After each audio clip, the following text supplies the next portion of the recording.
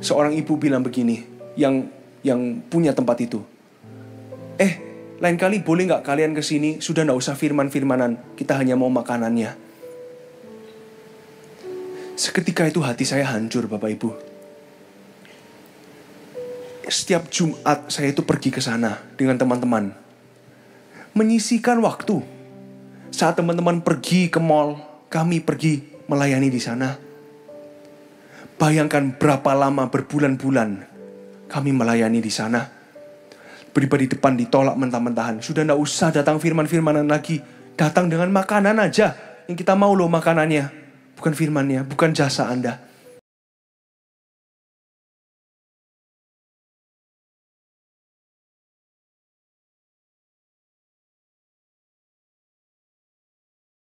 Hari ini Engkau juga akan berbicara secara khusus pada kami untuk mengubah hidup kami, paradigma serta cara pandang.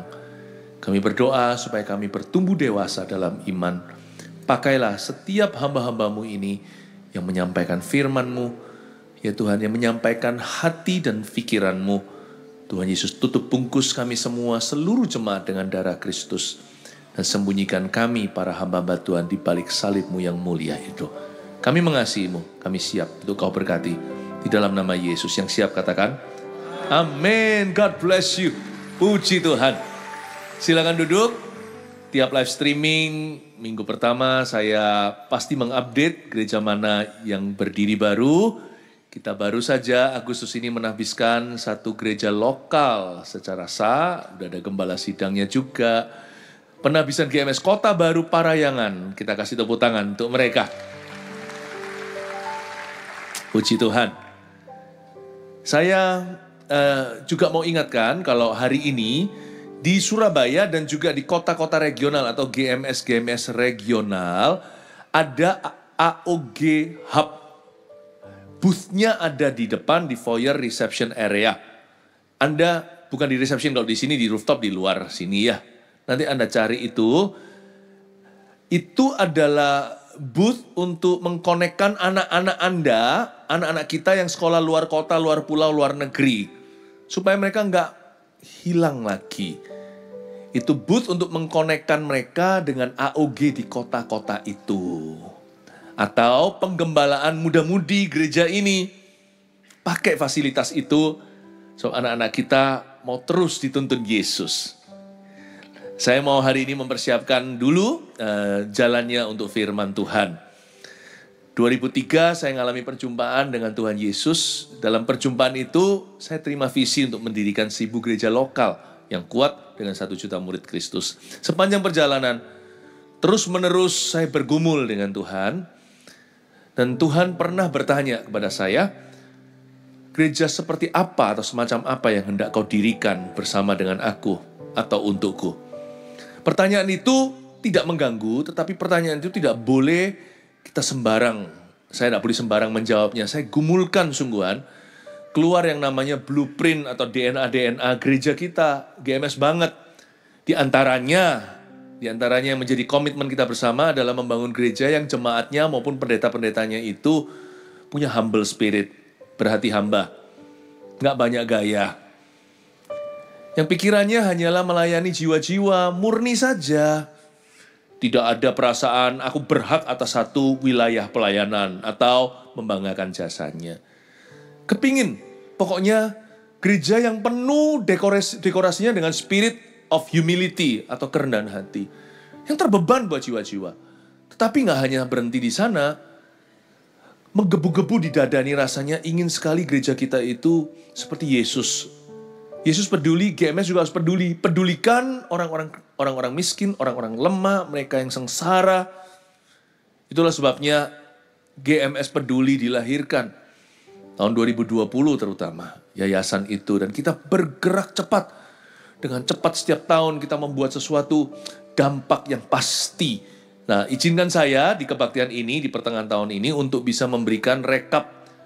Yaitu kinerja GMS Peduli di tahun 2024. Jejak peduli tahun lalu. Nah, ini program-program yang kita sudah adakan. Dan ini adalah dampak yang terjadi. Food bank kita sudah membantu orang-orang dengan bahan makanan, bahan pokok terutama. Sudah belasan ribu jiwa yang kita bantu. Nah, kalau kita misalnya yang kerja di tempat sekuler, apalagi yang punya bisnis sendiri, udah pusing 7 keliling, nggak bisa survei lagi. Keinginan sih membantu, yaitu orang-orang yang butuh. Tetapi jangan-jangan nanti bantuannya diselewengkan atau jatuh ke tangan yang salah.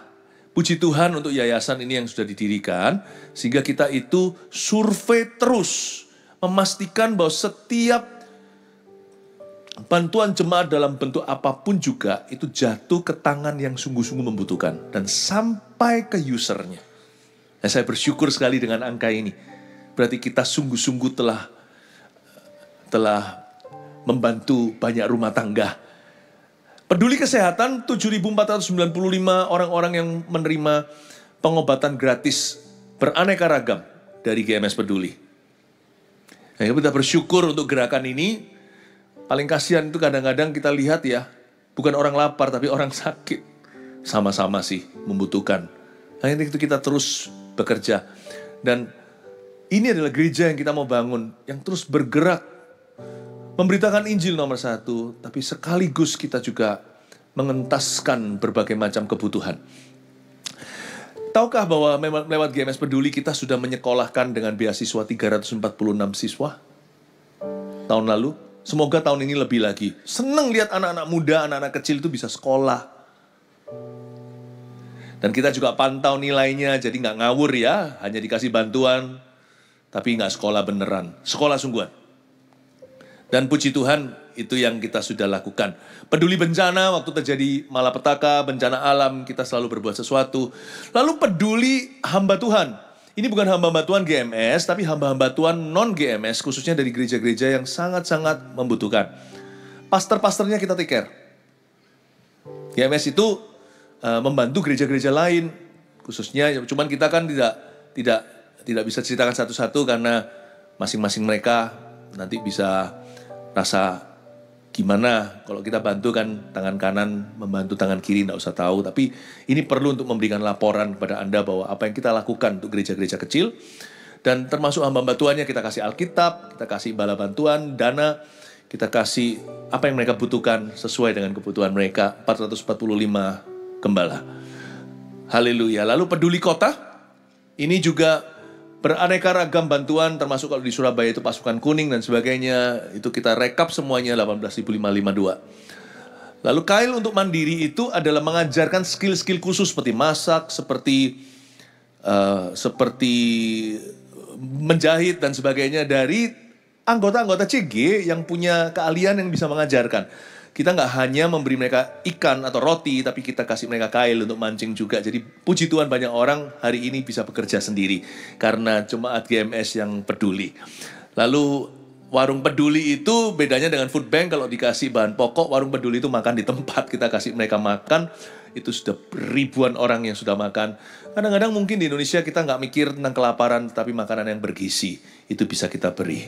Lalu ada juga rumah keluarga yang pada umumnya orang mengenalnya dengan kata panti asuhan untuk yatim piatu. Kita sampai hingga tahun lalu itu kita sudah mengadopsi 11 anak. Di ibadat 2, 3, dan 4 ya. Tadi mereka nyanyi, tapi kan kasihan anak-anak kecil ya. Jadi mereka malam ini istirahat dulu, besok sekolah. Jadi anak-anak kita itu semuanya itu punya latar belakang sendiri-sendiri masing-masing itu, dan kita mengambil keputusan gereja kita lewat yayasan ini, mengadopsi mereka. Ada rumah keluarga, ada papa mama yang bukan ayah ibu kandung, tapi orang yang terpanggil hamba Tuhan yang tunggui mereka, yang mendidik, membesarkan. Dan anak-anak ini sangat-sangat pede-pede sekali. Mungkin Anda dulu pernah melihat mereka kapan lalu mereka presentasi, nyanyi, mereka itu percaya diri, mereka penuh dengan kasih. Tidak heran namanya rumah keluarga. Jadi rumah keluarga bukan sekedar panti asuhan biasa, tetapi benar-benar tempat kita mengadopsi anak-anak itu dan membesarkannya di dalam gereja kita. Ya, kita puji Tuhan untuk semuanya ini. Dan saya tidak mau panjang lebar lagi. Setelah ini kita akan masuk ke tema utamanya, Yesus Peduli, GMS Peduli. Saya ingin mempersilahkan putra saya, PDP Jeremy Mantova, untuk menyambung lidah bibir Tuhan setelah saya. Kita kasih sambutan untuk Jeremy.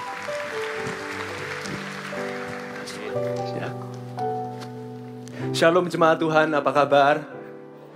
Saya percaya Tuhan pasti memberkati Anda.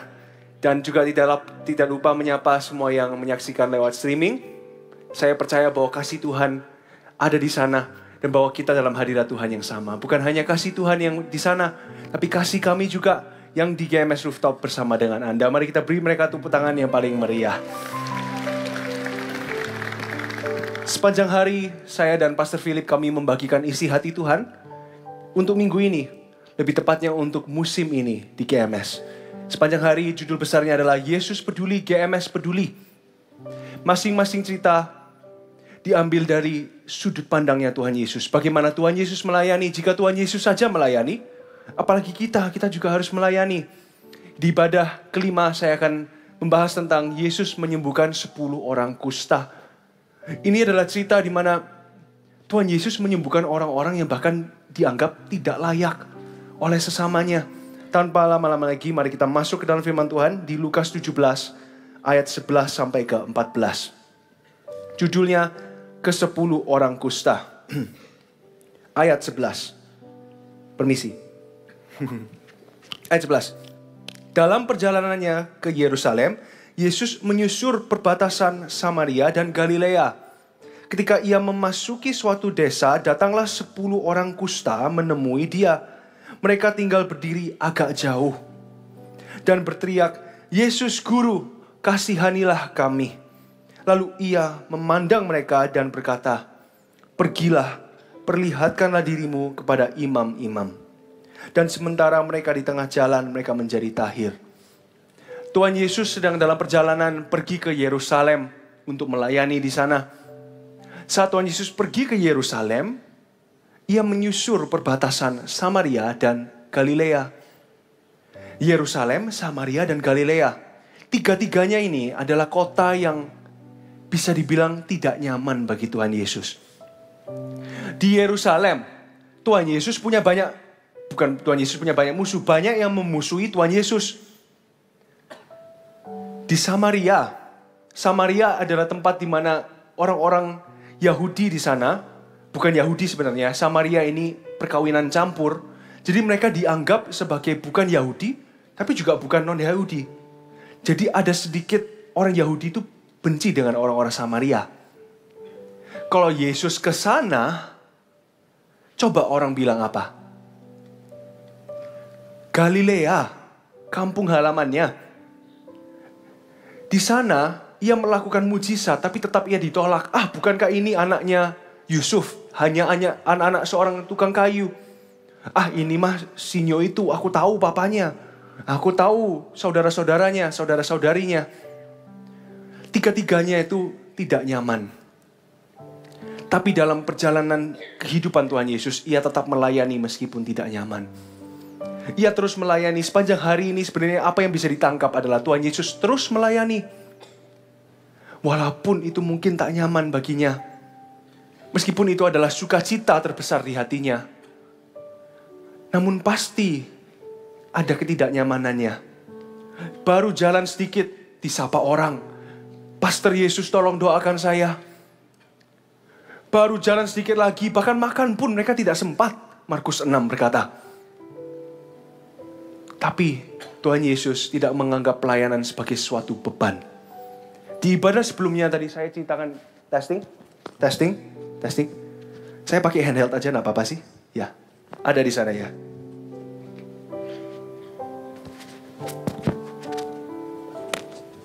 Testing. Tes. Oke. Sampai mana tadi saya lupa. Oh ya. Di ibadah sebelumnya saya satu cerita yang saya baca. Dan cerita ini sangat menyentuh hati saya. Suatu hari di perang dunia, World War II, ada seorang anak laki-laki. Dia sedang berjalan dan menggendong adiknya yang sudah meninggal dunia. Lalu ada yang tanya, Adik, dia ini gak berat tak? Isn't he heavy? Lalu kokonya jawab begini, "No, he's not heavy. He's my brother." Dia bukanlah suatu beban. Dia itu saudaraku. Saat kita itu bisa melihat bahwa orang-orang yang kita layani itu sebagai saudara kita, orang-orang yang kita kasihi, papa, mama, suami, istri, anak-anak. Saat kita bisa melihat mereka sebagai orang yang Tuhan kasihi dan yang kita kasihi, di momen itu bebannya hilang. Beban itu berubah. Bebannya tetap sama sih. Ketidaknyamanannya tetap sama. Tapi ada suatu sukacita yang baru. Saat Tuhan Yesus melayani ini, menyusur perbatasan. Tidak nyaman. Namun ia terus melayani. Poin saya yang pertama hari ini, orang yang melayani harus mau keluar dari zona nyaman.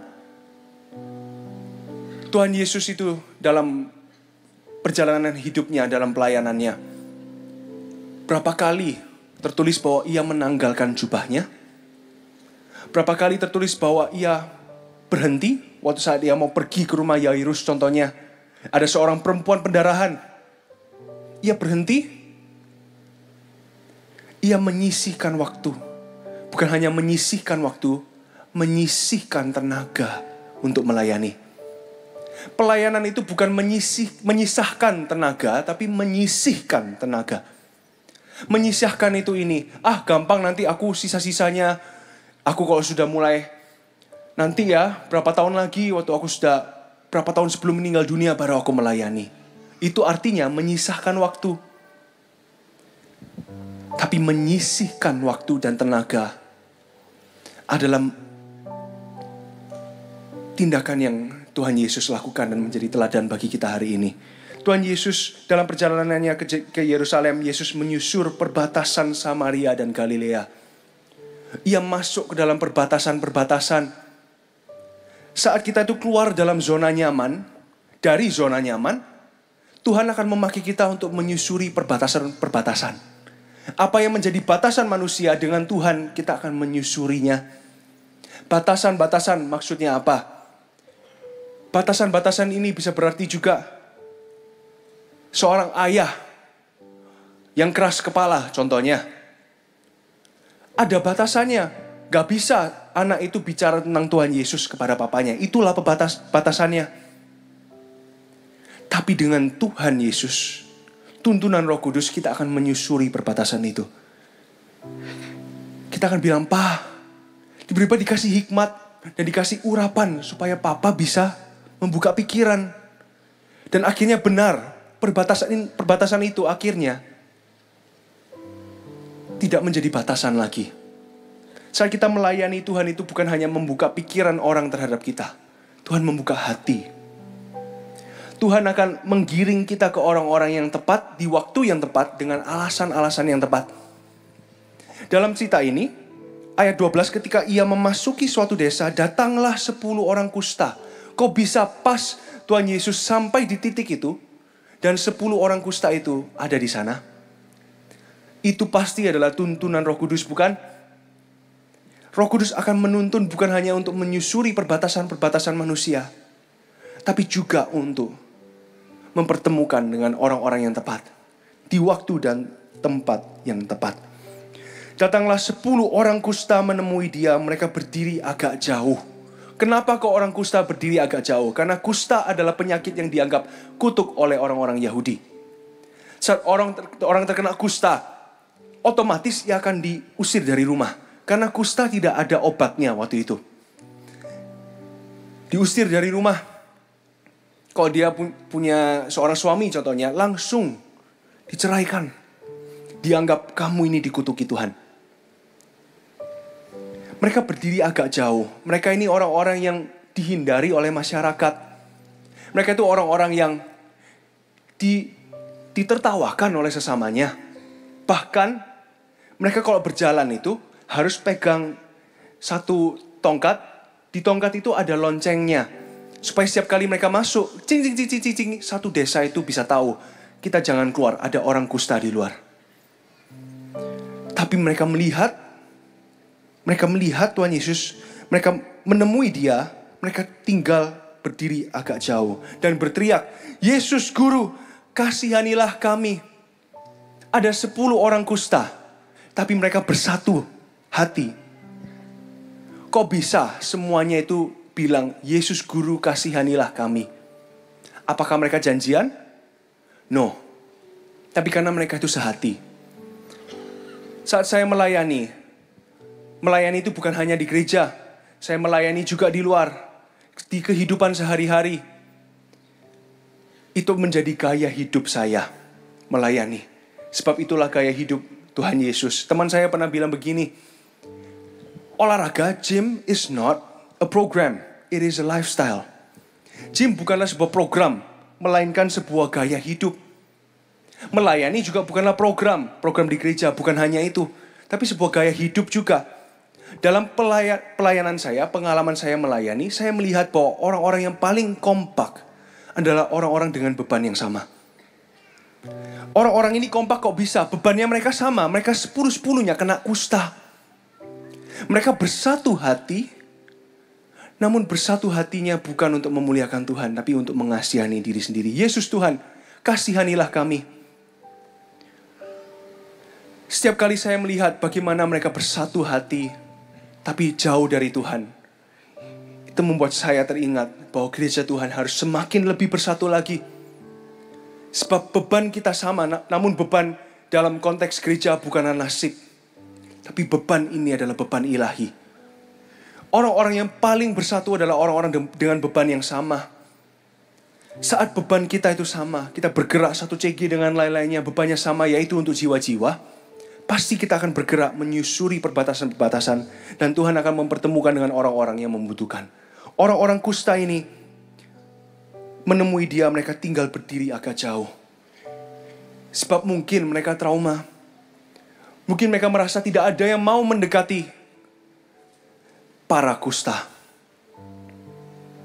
Tapi yang dilakukan Tuhan Yesus di ayat 14, lalu ia memandang mereka. Lalu ia memandang mereka. Mereka berdiri agak jauh. Kalau kita berdiri agak jauh itu kita gak bisa memandang. Maksudnya apa? Memandang itu lihat mukanya dengan jelas. Mereka berdiri agak jauh. Kok bisa Tuhan Yesus memandang mereka? Pasti Tuhan Yesus mendekat. Justru saat mereka berdiri agak jauh, Tuhan Yesus itu mendekat. Hari itu pasti banyak yang melihat mereka. Orang-orang yang lewat. Melihat, itu ada 10 orang kusta, ada hindari. Banyak yang melihat. Namun hari itu, Tuhan Yesus memandang, bukan hanya melihat. Bedanya memandang dan melihat itu apa? Contohnya jika Anda punya anak. Bagi yang pria, istri Anda mau melahirkan. Tiba-tiba, bayi itu lahir. Di rumah sakit itu, Anda melihat semua bayi itu Anda bisa lihat. Tapi yang Anda pandang, yang Anda lihat mata dengan mata, lucunya, aduh mirip mama ya, itu hanya anak Anda. Kita bisa melihat semua bayi, tapi yang kita pandang hanyalah anak-anak sendiri. Tuhan Yesus itu memandang, bukan hanya melihat.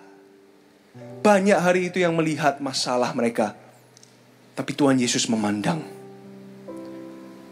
Bapak Ibu sekalian, saya mau memberi sebuah kekuatan bagi Anda. Tuhan itu bukan hanya melihat masalah Anda. Tuhan memandangnya. Ia mendekati Anda dan memandangnya. Seperti seorang ayah memandang anaknya. Lalu ia memandang mereka. Ia memandang mereka dan berkata, pergilah, perlihatkanlah dirimu kepada imam-imam. Ia memandang mereka. Mereka itu ke-10-10-nya. Tidak ada tulisannya Tuhan Yesus memandang hanya orang-orang Yahudi. Kemungkinan besar notabene di sini adalah orang Yahudi yang sesama rasnya dengan Tuhan Yesus. Tuhan Yesus memandang itu memandang semuanya. Bedanya apa yayasan sosial gereja dengan yayasan yang non-spiritual? Yang non-spiritual bisa melihat permasalahan orang, bisa membantu. Tapi GMS Peduli bukanlah yayasan. Bukan hanya yayasan. Itu adalah hatinya Tuhan. kita memandang permasalahan mereka. Dan bukan hanya membantu, mengubahkan hidup mereka. Hari itu Tuhan Yesus tidak memberikan bantuan dana. Yang Tuhan Yesus berikan itu apa? Kasih-Nya yang mengubahkan kehidupan mereka. Lalu Ia memandang mereka dan berkata, pergilah, perlihatkanlah dirimu kepada imam-imam. Dan sementara mereka di tengah-tengah, mereka menjadi tahir, mereka menjadi sembuh akhirnya. Semua itu karena Tuhan Yesus tidak pilih-pilih kasih. Mau melayani, layanilah semua orang. Dalam hidup saya, Tuhan mengajarkan saya untuk bisa melayani itu semua orang. Semua generasi. Dari negara manapun. Doa saya sebagai seorang hamba Tuhan muda adalah ini. Tuhan, Lord, pakailah hidupku. Use me to reach the poorest of the poor and the richest of the rich. Pakailah aku Tuhan, supaya yang termiskin dari yang termiskin dan yang terkaya dari yang terkaya, bukan melihat harta, tapi supaya mereka merasakan kasih-Mu lewat kasih-Ku. Supaya lewat jamahanku Tuhan, mereka merasakan jamahan-Mu. Pergilah, perlihatkanlah dirimu kepada imam-imam, dan sementara mereka di tengah-tengah jalan, mereka menjadi tahir.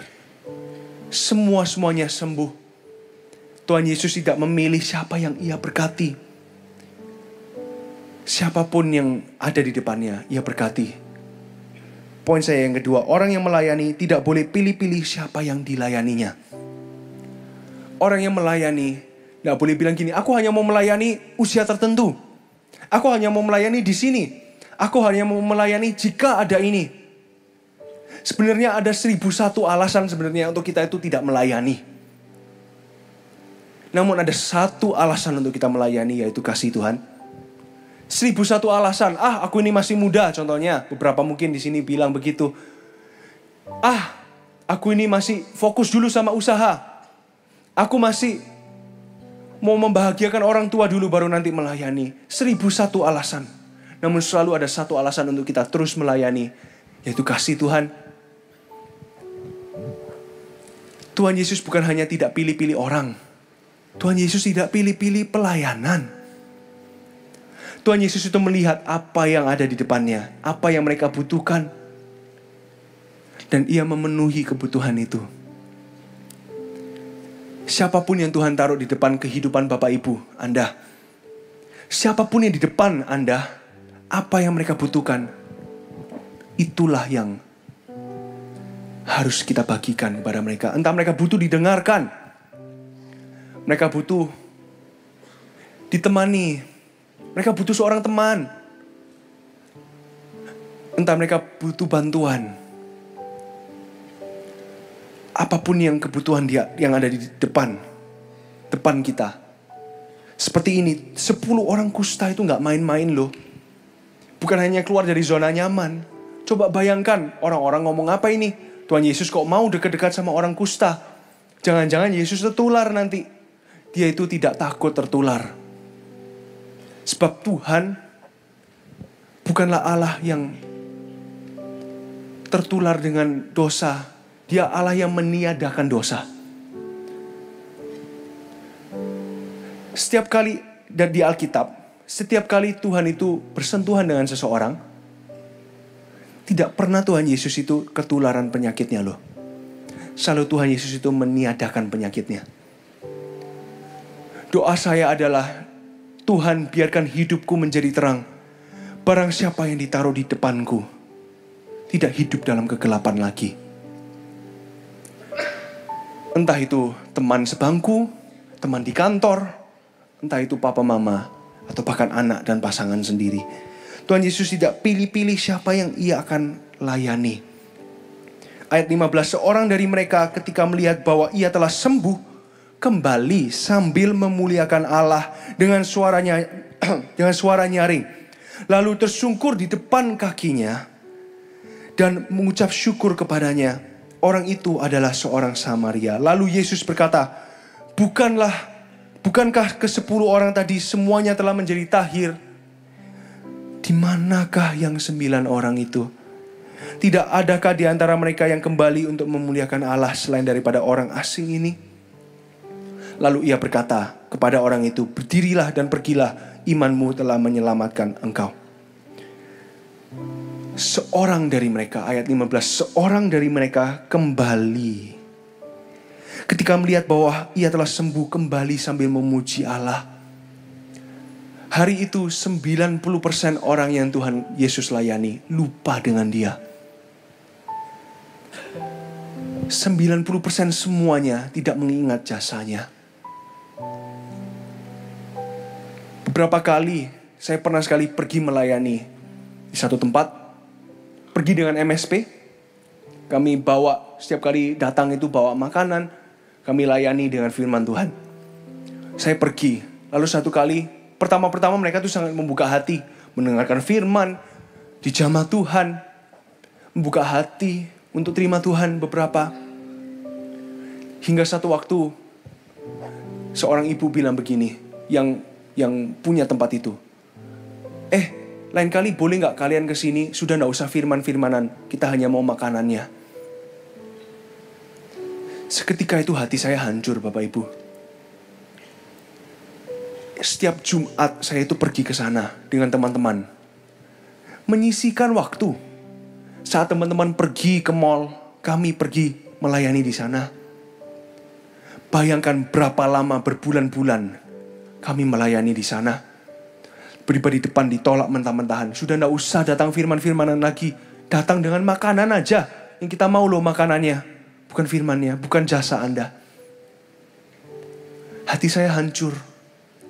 Tapi Tuhan ingatkan, melayani itu tidak harus orang itu ingat dengan jasa kita.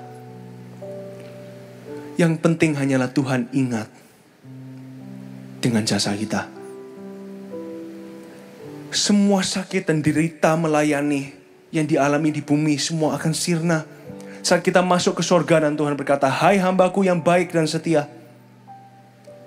Kata-kata itu sudah cukup untuk menghapuskan segala kesakitan di hatiku, hati kita.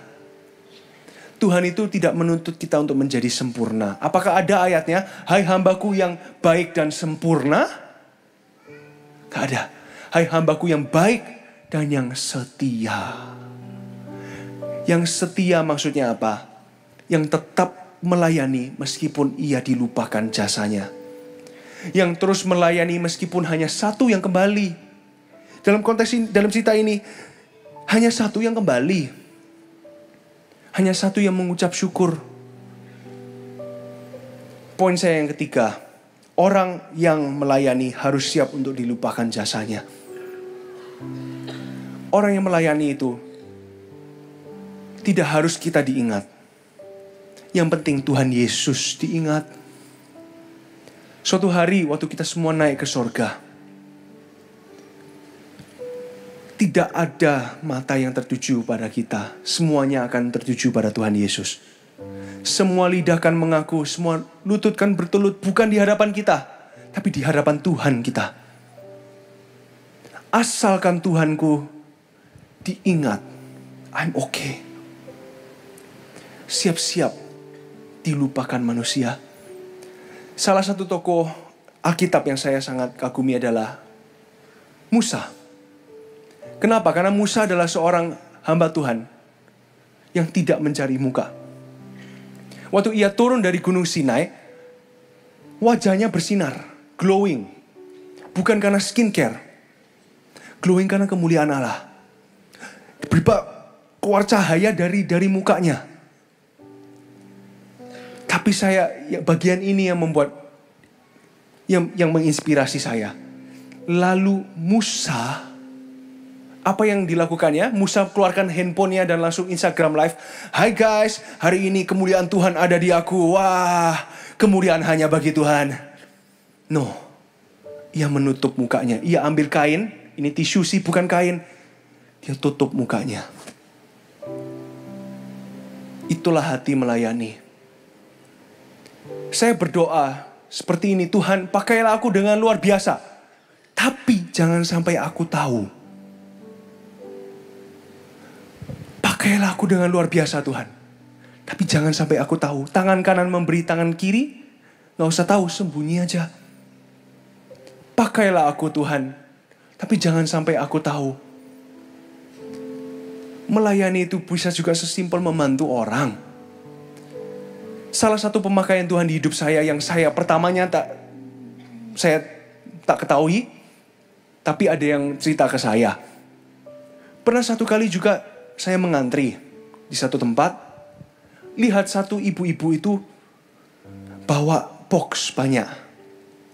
Jalan dan antriannya itu banyak bapak-bapaknya. Saya yang paling muda waktu itu duduk di sana, saya lihat kok nggak ada yang berdiri bantu dia ya. Pertama kali saya terlanjur kalau mau bantu dia. Dia sudah taruh barangnya di mobil. Lalu kedua kali dia masuk lagi, dia ambil box-box itu lagi, berjalan lagi. Saat saya melihat bahwa dia berjalan, saya berdiri, sesimpel saya bukakan pintu. Bukan saya modus, dia jauh lebih tua dari saya. Dan dia sudah menikah. Bukan saya itu maunya tebar pesona, bukan. Buka itu. Saya bilang, oh silakan sih, silakan. Ternyata orang ini dulunya pernah dekat sama Tuhan, terus tidak mau ke gereja lagi. Lalu dia tahu bahwa, oh ini kan bukannya anaknya pendeta Saat Teduh. Anaknya Pastor Philip itu kan. Oh iya. Di gereja ini diajarin apa ya? Kok anak-anak mudanya bisa mau melayani? Hari ini saya diceritakan oleh teman saya adalah temannya. Dia tetap aktif di gereja. Semua dimulai dari membuka pintu. Apa yang kelihatannya susah sebenarnya sederhana. Tuhan itu hanya menuntut satu. Kita itu baik dan setia. Bukan baik dan sempurna. Hanya baik dan setia. Setia membantu orang dalam perkara yang kecil. Bukakan pintu contohnya. Atau ambilkan air bagi orang yang membutuhkan. Contohnya tadi, di ibadah sebelumnya, anak-anak rumah keluarga mereka nyanyi kan? Tadi mungkin beberapa sudah lihat. Mereka bernyanyi, saya tunggu di sana. Saya peluk mereka satu persatu. Lalu kami turun. Mereka lihat bahwa saya itu masih nangis waktu itu. Karena setiap kali mereka tampil itu gak tahu gimana hati saya. Masihku, tiba-tiba saya nangis. Salah satu dari anak rumah keluarga itu datang membawa tisu box ke saya. Koko, gak usah nangis lagi. Ini, diambilkan tisu box. Itu mengingatkan saya bahwa melayani itu dalam perkara yang baik dan yang setia. Dalam perkara yang sederhana. Pelayanan Tuhan Yesus di sini dimulai dari memandang. Tapi tidak berakhir di memandang. Ayat 16, lalu tersungkur orang itu tersungkur di depan kaki Yesus dan mengucap syukur kepadanya. Orang itu adalah seorang Samaria. Meskipun tidak semuanya ingat dengan jasanya, tapi tetap ia setia melayani yang satu. Satu yang di depannya itu. 17, lalu Yesus berkata, bukankah ke-10 orang tadi semuanya menjadi tahir? Di manakah yang 9 itu? 9 orang itu. 18, tidak adakah di antara mereka yang kembali untuk memuliakan Allah selain daripada orang asing ini? Tuhan Yesus tidak kepahitan. Tuhan Yesus itu bukan tonasinya seperti ini ya. Tidak adakah dari antara mereka yang kembali untuk memuliakan Allah? Masa gak ada sih? Kok kurang ajar mereka? Gak ada. Tapi hati Tuhan Yesus seperti ini. Tidak adakah di antara mereka yang kembali? Di manakah yang 9 orang itu? Saat Tuhan Yesus dilupakan, dia tidak sedih karena dirinya. Tapi dia sedih karena dia melihat ada orang-orang yang melupakan Tuhan. Salah satu bagian tersedih dalam melayani adalah melihat orang yang sudah kita layani dengan begitu rupanya tidak mau terima Tuhan akhirnya. Saat itu kita sedihnya itu bukan untuk diri sendiri, tapi kita sedih untuk mereka. Di manakah yang 9 orang itu? Tidak adakah di antara mereka yang kembali untuk memuliakan Allah selain daripada orang asing ini? Bukan Tuhan Yesus itu rasis, bukan. Tapi Tuhan Yesus itu memuji imannya loh. Orang asing itu seringkali menjadi tuduhan.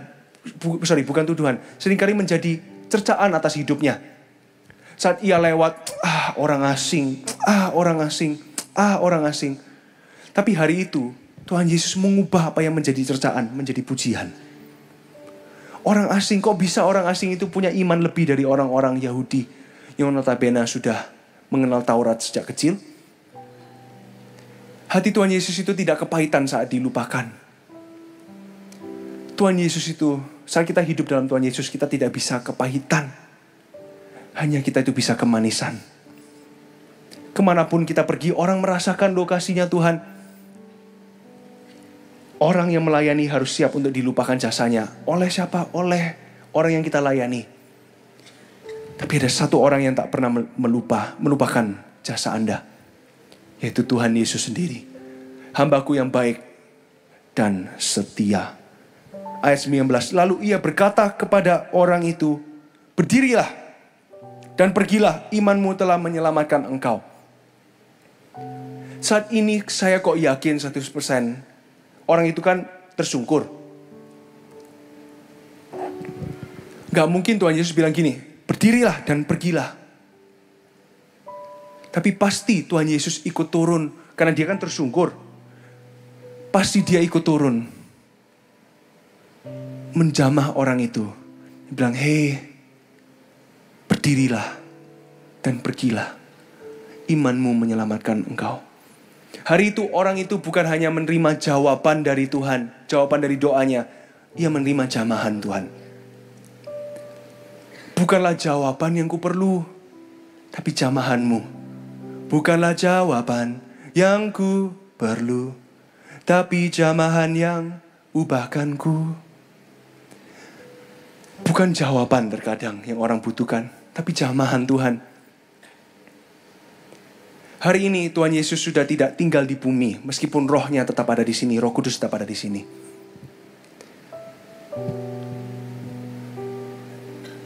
Dengan itu maksudnya apa?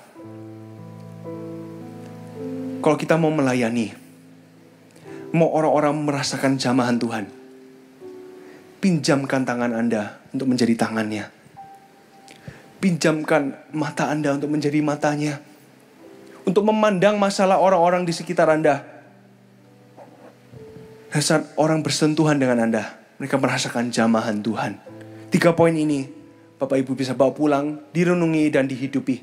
Yang pertama, orang yang melayani harus mau keluar dari zona nyaman. Yang kedua, orang yang melayani tidak boleh pilih-pilih siapa yang dilayani. 3, orang yang melayani harus siap untuk dilupakan jasanya. Dengan ini, saya selesai. Saya ingin memberitahu pada jemaat, sebab saya rasa jemaat sepatutnya tahu apa saja agenda yang akan dikerjakan oleh GMS Peduli di tahun-tahun ke depan. Di bulan-bulan ke depan, di tahun ini. Dari bulan Agustus 2025 hingga Desember 2025. Apa saja yang akan dikerjakan? Yang pertama adalah pengobatan gratis di Kupang. Di bulan Agustus ini, bekerjasama dengan pemerintahan kota untuk mengobati barang siapa yang butuh bantuan.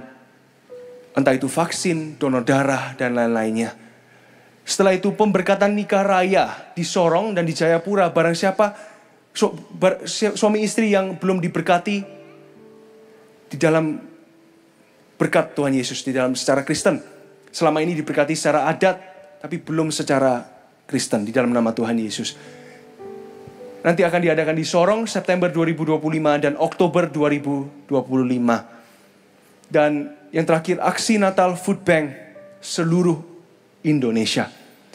Bulan Natal, seluruh GMS yang di Indonesia akan bergerak bersama-sama untuk membagikan makanan bagi yang kelaparan. Hari itu pasti akan ada satu orang yang pulang, seorang ayah, dan bilang, "Nak, anak-anak, hari ini kita tidak lapar lagi. Hari ini kita bisa makan dengan puas." Dan itu nanti bulan Desember, saya mendorong kita semua untuk melayani bersama-sama. Tapi bukan hanya perorangan atau program GMS Peduli, juga CG bisa bergerak. Yesus peduli, GMS peduli, CG peduli. Apa saja yang bisa dikerjakan, dilakukan oleh CG, semua ini sudah disurvei dengan GMS peduli. Apa mau melayani di mana, kebutuhan mereka apa. Entah itu mungkin pengobatan gratis, entah itu mungkin food bank, semuanya sudah dicari tahu, disurveikan dulu. Yang pertama, peduli lansia. CG bisa datang ke rumah seorang lansia, pastinya dengan izin mereka. Yang kesepian mungkin hidupnya sendirian, datang, makan dengan mereka, nyanyi-nyanyi dengan mereka, membagikan isi hati Tuhan untuk mereka. Lalu food bank, membagikan makanan. Kalau ingin membagi sembako atau membagi makanan dimasak sendiri lalu dibagi-bagikan, CG bisa lakukan itu. Lalu peduli kesehatan. Dan itu yang seperti akan dilakukan di Kupang, CG juga bisa bergerak di kota masing-masing. Lalu bukan hanya itu, next slide. Peduli pendidikan. CG bisa pergi ke panti asuhan, ke sekolah-sekolah, mengajar bahasa Inggris, bahasa Indonesia, matematika, dan lain-lainnya. Lalu peduli lapas, pergi ke penjara anak-anak muda yang di bawah umur. Saya pernah sih pergi ke lapas dan ceritanya, dan memang Tuhan bekerja di lapas, mereka sangat membutuhkan Tuhan. Lalu warung peduli, memberikan mereka makanan. Kalau ada yang pintar masak di CG, jangan hanya waktu CG Bapak Ibu, tapi juga yuk masak sama-sama untuk bagikan ke orang-orang, pasti menjadi berkat. Lalu ada juga peduli anak, pergi ke panti asuhan, pergi ke sekolah-sekolah, membagikan firman, ataupun mengajarkan pelajaran.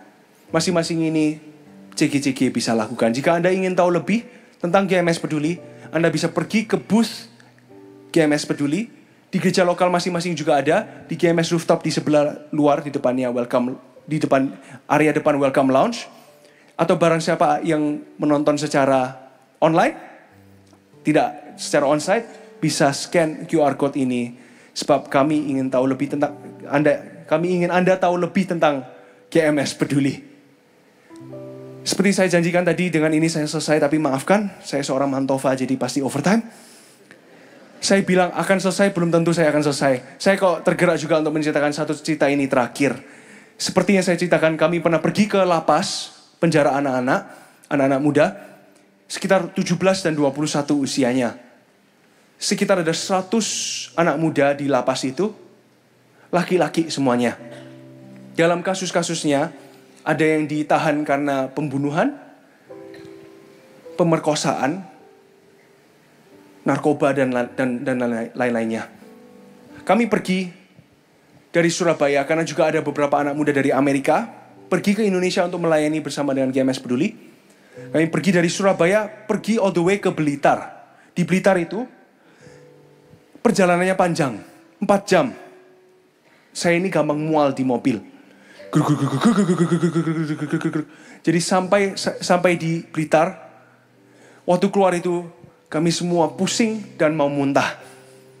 Lalu kami segera check in di hotel, lalu pergi makan, kembali lagi dan istirahat. Niatnya sih mau istirahat, tapi ternyata kami semua tidak bisa istirahat. Masing-masing kebanyakan diganggu roh jahat. Tapi puji Tuhan, saya sekamar dengan seorang pendoa, jadi dia diserang dulu, bukan saya. Saya juga diserang. Bangun paginya, kepala pusing, mata bengkak, bulu kuduk berdiri seharian. Kami berdoa dulu bersama dengan volunteer GMS Blitar, melayani bersama dengan mereka, berdoa. Lalu setelah itu kami siap-siap berangkat ke lapas.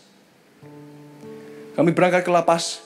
Saya diberi kesempatan oleh Pastor Lianggono, ketua GMS Peduli, untuk berkhotbah. Bulu kuduk saya berdiri, saya itu tidak enak, saya tidak pernah rasakan itu, badan dingin semuanya. Itu artinya apa? Peperangan rohani akan terjadi. Saya datang ke Pastor Lianggono, saya bilang, Uncle, saya panggil beliau Uncle, boleh doakan Jeremy enggak? Jeremy kurang enak badan. Pastor Uncle Lianggono bilang gini, iya, Uncle juga, sama. Ternyata kami sehati, sevisi, juga senasib, bulu kuduk dua-duanya berdiri, diserang di jam yang sama. Dan akhirnya sama-sama bulu kuduknya berdiri, sama-sama mual akhirnya. Lalu saya didoakan, saya merasa tidak bisa melayani di Beriba. Di Beriba itu seperti semua kosakata diambil dari saya. Saya tidak bisa berkhotbah lagi. Saya berlutut di toilet. Dan saya bilang gini, Tuhan, aku ini masih muda. Aku ini gak sempurna.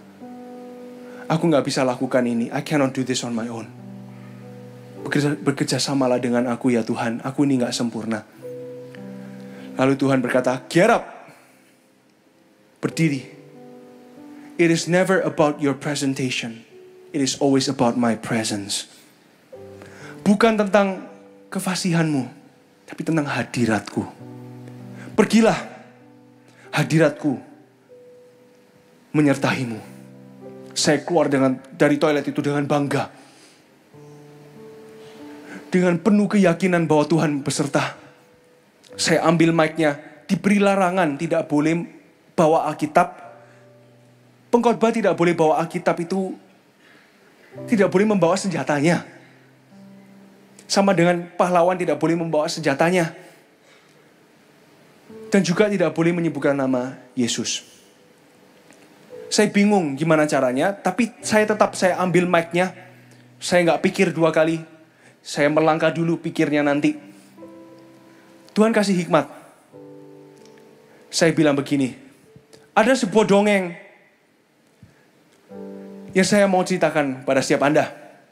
Ada seorang bapa yang mempunyai 2 anak laki-laki. Saya ceritakan tentang Lukas 15. Si bungsu dan si sulung itu loh. Di ujung khotbah saya bilang, banyak di antara kalian seperti si kecil itu yang lari dari bapaknya. Anda jauh dari Tuhan, segeralah kembali kepada Tuhan. Saat saya selesai berkhotbah, tiba-tiba semua mata melihat ke belakang. Karena ternyata ayam goreng sudah datang. Wah, matanya mereka langsung, wah, bye-bye pengkhotbah. Hello ayam goreng. Terus cepat-cepat saya selesaikan, saya dalam doa, amin. Terus saya mundur, saya jalan. Saya mau duduk sambil mereka mengantri untuk ayam gorengnya. Saya marah sama ayam gorengnya. Kamu datangnya sih. Tapi tiba-tiba ada satu orang lari. Dan tiba-tiba pegang tangan saya, ibu dari lapas itu, yang bekerja di lapas itu, pegang tangan saya dan bilang, Pak, boleh doakan satu anak enggak? Saya kaget, saya bilang, oke bu, boleh. Di mana? Di sana ya. Akhirnya kami pergi ke ujung. Dan ketemu dengan satu anak ini. Saya dikelilingi oleh volunteer GMS Peduli. Dari Blitar, dari Surabaya, juga yang dari Amerika. Anak ini tidak berani melihat mata saya. Lihat ke bawah terus. Dia bilang, aku tidak berguna. Aku tidak bisa melayani. Aku ini sia-siakan masa mudaku. Hidupku itu aku sia-siakan. Aduh, gak ada harapan lagi bagi aku. Lalu saya pegang tangannya. Kedua tangannya saya pegang. Karena dia lebih muda dari saya berani bilang begini, hei kamu lihat mataku. Kaget dia. Dia lihat mata saya. Saya bilang, jangan pernah bilang kamu gak berguna lagi. Tuhan Yesus sudah mati bagimu. Kamu bilang kamu gak bisa melayani lagi? Coba lihat mereka. Saya tunjuk kepada mereka yang lagi asik ambil makanan itu. Lihat mereka.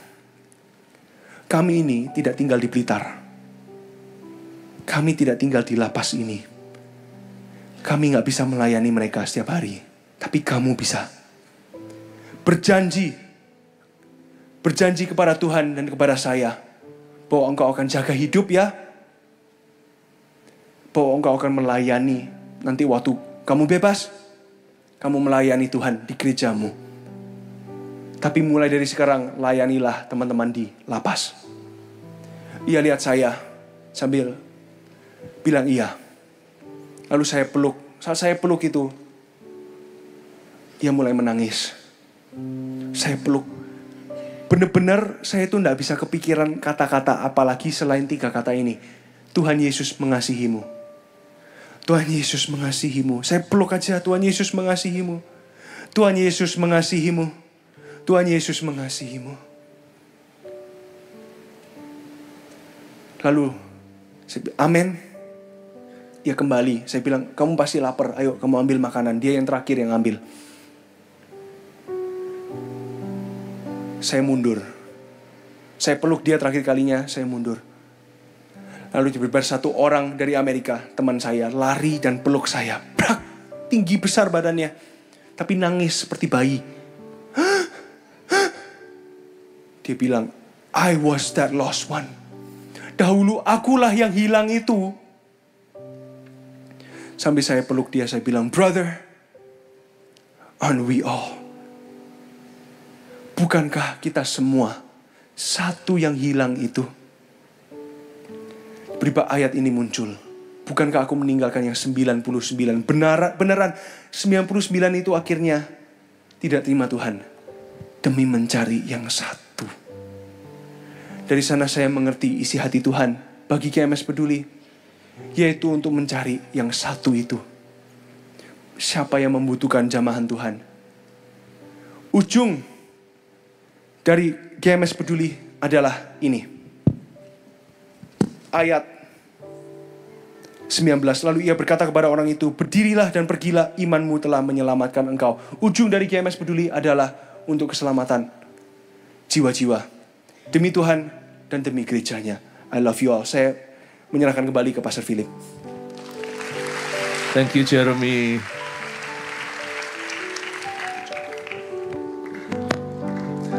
Haleluya.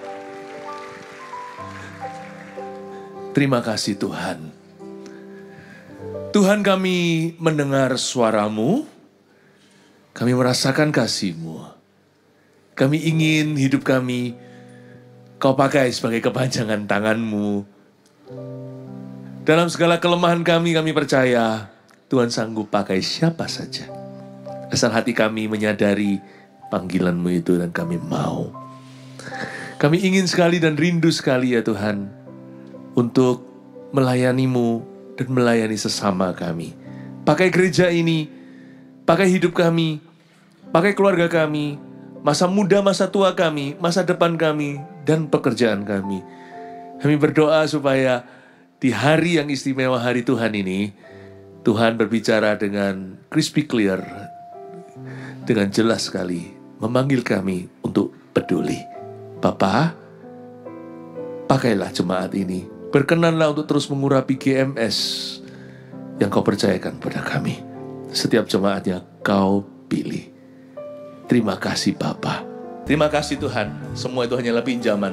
Kami bersyukur untuk anugerah-Mu. Jemaat sebelum pulang ke rumah kita sadari ini. Dan kita pulang membawa hati yang plong di hadapan Tuhan. Jiwa yang disejukkan, yang sudah dikenyangkan dengan hadirat Tuhan. Dan kita tinggal terima berkat Tuhan sebelum pulang ke rumah meteraikan. Mari kita mengangkat tangan kita, terimalah berkat dari Allah Bapa.